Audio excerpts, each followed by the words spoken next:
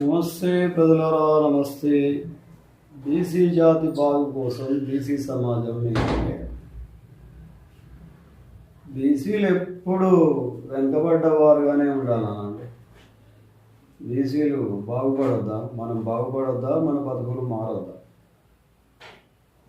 వేల సంవత్సరాల నుంచి మన పరిస్థితులు ఇట్లానే ఉంటాయి.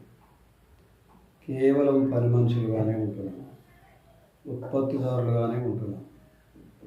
అసలైన ఫలితాలు మనం పొందడం లేదు. కాబట్టి రాజకీయాల వైపు ఒకసారి ఆలోచన చేయండి. బీసీ రాజకీయాలు చేయండి. బీసీలు రాజకీయాలు చేస్తేనే రాజకీయంగా మనకు లాభం జరుగుతుంది. బీసీలు వెనుకబడ్డవారుగా ఉండొద్దు, బీసీలో పేదలు ఉండొద్దు. రాజకీయాలు చేస్తే రాజకీయంగా మనకు అవకాశం ఉంటుంది, మనం అనుకున్నది మనం సాధించడానికి వీలైతే.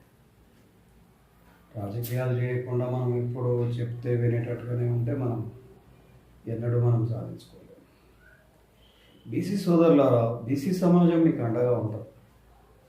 బీసీ హక్కుల కోసం, బీసీ న్యాయం చేయడానికి, రాజకీయంగా న్యాయం చేయడానికి బీసీ సమాజం మీకు ఎప్పుడు తోడుగా ఉంటుంది. సోదరులారా, మాతో కలిసి రండి. రోజుకొక గంట సాయంత్రం సమయం కేటాయించండి. మీ పనులు చేసుకున్నా కానీ సాయంత్రం ఒక గంట మనం ఏంది, మన సమాజం ఏంది, మనం బీసీలో మనకేం జరుగుతుంది, మన జీవితం ఎందుకు ఇట్లా ఒక్కసారి ఆలోచన చేయడం ద్వారా మీరు